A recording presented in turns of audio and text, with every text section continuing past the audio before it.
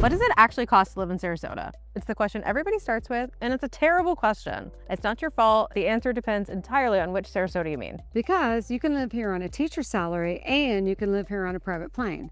Both are happening, and the gap between those two lots is mostly a bridge and about 15 minutes. So today we're doing the actual numbers: housing, taxes, insurance, groceries, gas, restaurants, entertainment, and the part nobody makes a video about. Everything here that costs you nothing. That list is longer than you think.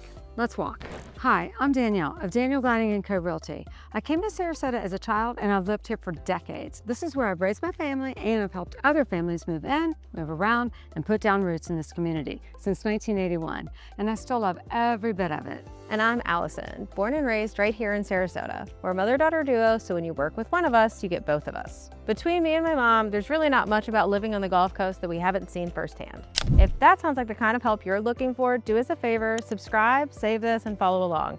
We put out a new Sarasota video every Sunday morning at 10 o'clock. And we're not going to just read you a number off a website. We're going to tell you what your actual month looks like. Start at the top. First thing everybody does is search the cost of living in Sarasota and they get a number.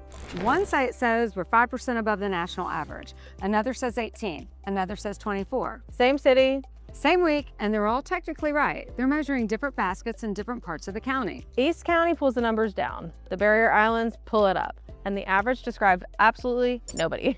Two things drive your cost of living here, and they're both housing: where you buy and what you insure. Everything else, groceries, gas, dinner, a night at the theater, lands close to what you're already paying, sometimes even cheaper.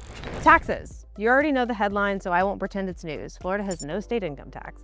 What's worth knowing is that it isn't a budget year policy somebody can reverse. It's in the state constitution. So if you're coming from New York, New Jersey, Illinois, California, run that math first. For most people, it's the biggest single line on the page, but it isn't the line that varies. Property taxes, and that's the one that shows up in your mailbox. Effective rates here land right about 1% of value. Your actual bill depends on your city, your fire district, your library district. Those all stack. And here's the piece that out-of-state buyers miss completely: Homestead exemption. You file it on your primary residence, and it takes two things. It takes value off the taxable amount, and it switches on Save Our Homes, which caps how much your assessed value can climb each year. 3% or inflation, whichever is lower. That cap is why your neighbor who bought in 2009 pays a fraction of what a new buyer pays on the identical house. So file it. March 1st is the deadline. We walk every client through it. Now, there is an amendment on the ballot this November, and this one gets misreported constantly online. If voters pass it, and it will take 60%, the homestead exemption would go to $150,000 in 2027 and $250,000 in 2028 on the non-school portion of your bill. It would also lower the assessment cap on non-homestead property from 10% down to 5%. Proposed, not law. Nothing has changed on anybody's bill yet, and you should talk to your tax advisor before you plan around it. And sales tax is 6% state plus a local penny. 7. Nothing on groceries, nothing on prescriptions. Housing. This is the whole ball game, and the range is enormous. Start at the ceiling because everybody's seen the headlines. The most expensive home ever sold in Sarasota County is a place called Serenissima. It's on Longboat Key behind the gates of the Longboat Key Club. About 19,000 square feet, 145 feet of Gulf front. It closed at $30.3 million all cash. And there's a Gulf front estate under construction on Longboat right now listed north of $38 million. That ceiling is real. But here's the part I actually want people to hear. The cost of entry is not $30 million. It's nowhere near it. Right down the street from those houses is Bay Isles. Same island, same water. Villas and condos in there start well under $1 million. A single family house starts around $2 million. So you can be practically neighbors with a $30 million house for a fraction of that $30 million.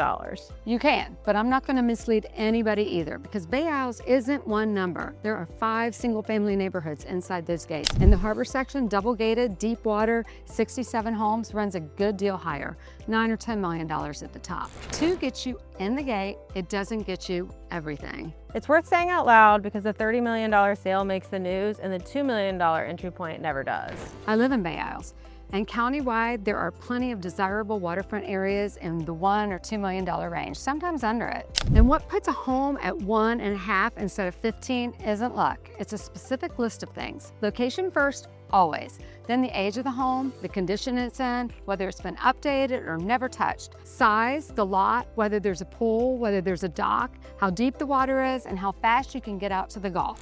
A 1970s ranch on a canal and a brand new build on that same canal are two totally different numbers. Same water, same street, same sunset. A walk to the beach and seeing the beach are two completely different price points too.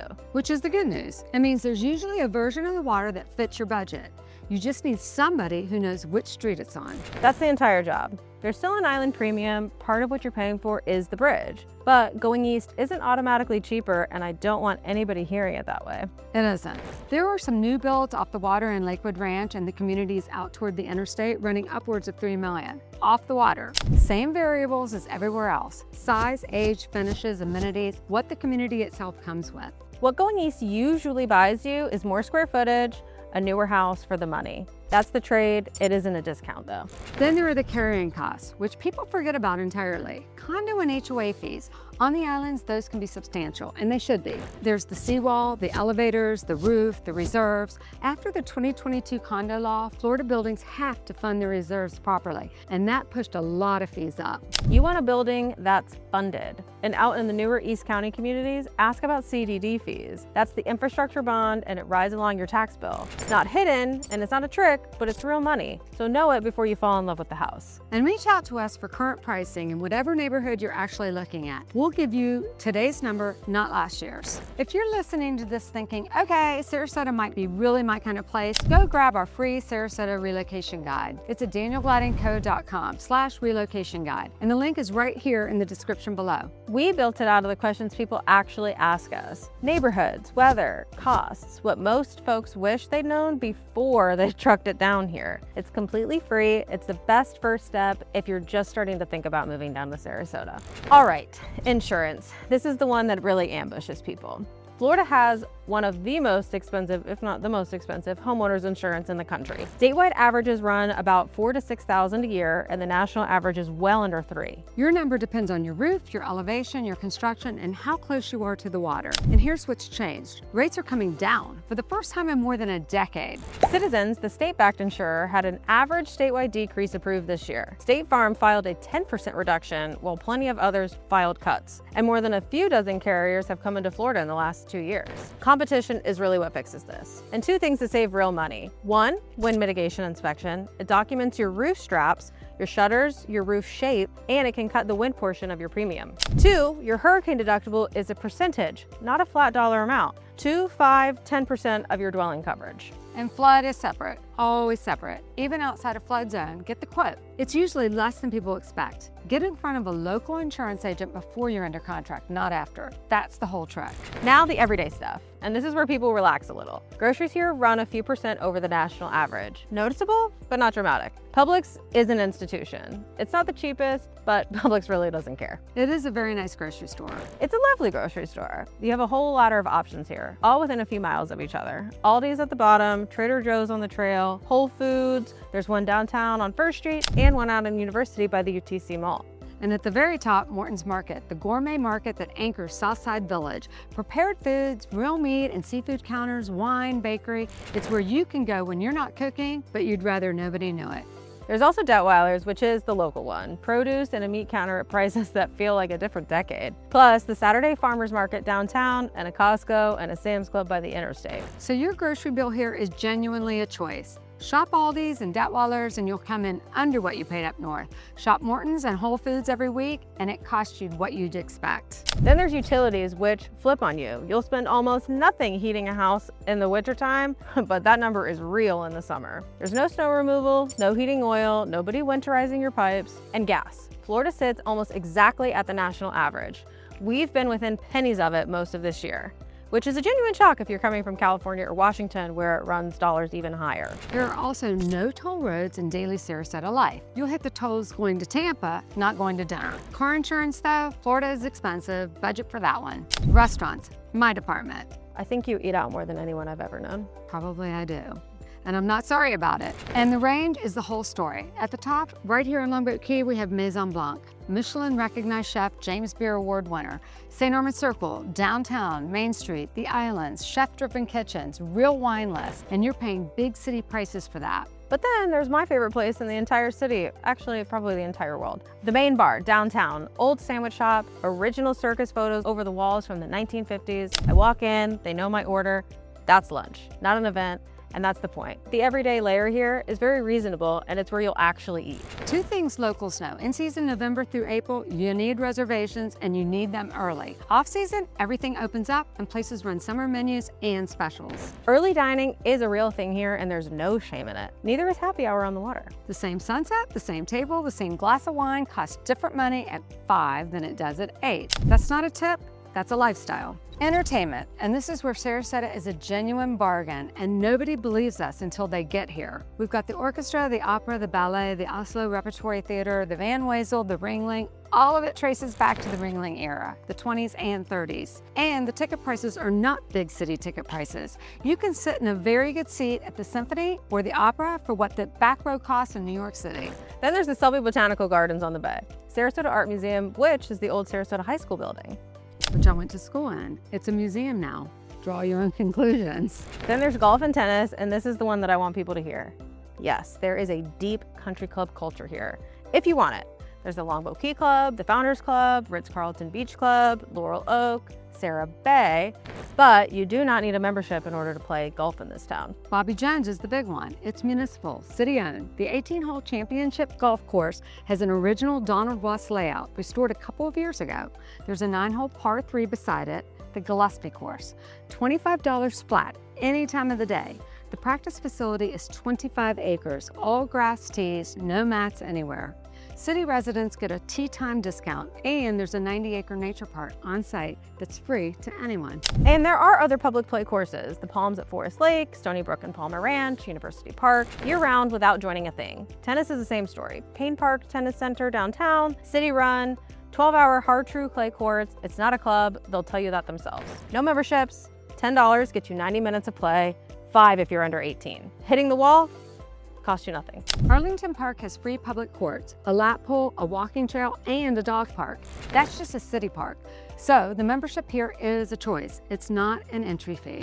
If you're starting to look at homes here, use the most accurate website you can, daniellegadandco.com. It pulls straight from our local MLS and updates in real time. So if there's a home available, you'll see it, and if it's sold, you're not gonna see it. And when you're ready to talk it through, book a call with us right here. When you reach out, you get both of us. We have time for you. Okay, now, the part that I think actually answers this whole question, the free list, because your cost of living isn't only what you spend, it's what you'd have to spend somewhere else to get the same bay.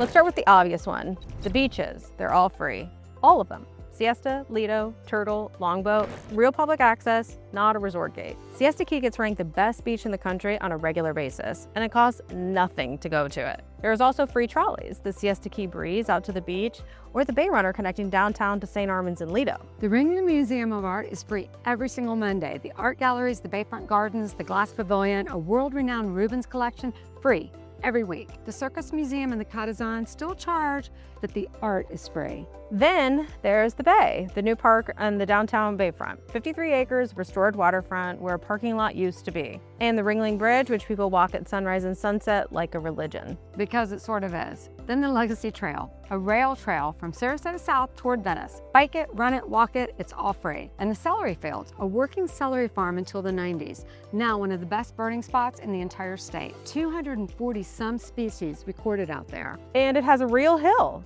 A real one, 55 feet in Florida. People have to run up it for exercise, and it's one of the best views in the county. Then there's the Siesta Keys Drum Circle, Sunday evenings before sunset. Going since the 90s, so bring a chair. The library system and the county parks are excellent, and both are already in your tax bill. Add all of that up, that's a full life, and most of it's free. The part no index number can see. So let's put it all together. Who is Sarasota cheaper for? If you're coming from New York, New Jersey, Connecticut, Illinois, California, very likely you. The income tax alone can change your monthly picture before you've even counted anything else. And who is it more expensive for? If you're coming from somewhere in the Midwest or the Southeast that's already affordable, then yes. The coastal addresses carry a real premium, and insurance will be higher than what you're used to. The number that matters isn't the sticker on the house, it's what your year actually looks like. You're not buying square footage, you're buying 365 days of water, culture, and being outside in January. One more thing people leave out. Do the math on what you stopped paying for. Snow removal, heating, the second wardrobe, the winter trip you took every year to escape your own weather. You end up living where you used to vacation. That's a line item too. If you're thinking about making the move, reach out and tell us. Tell us where you're coming from and what your budget has to cover, and we'll run the real comparison with you. Your city against ours, line by line. We have time for you. And tell us in the comments, which monthly bill are you most hoping disappears when you move down to Florida? Everybody's got one. We read every comment and we answer them all. Grab the free relocation guide in the description and search every home in the market yourself at danielleglidingco.com. Straight from our local MLS. Updated in real time. We put out a new Sarasota video every Sunday morning at 10, so hit subscribe, save this video, and ring the bell so you never miss one. Thanks so much for spending your time with us today. We really appreciate it. Because we don't just sell the Sarasota lifestyle, We live it.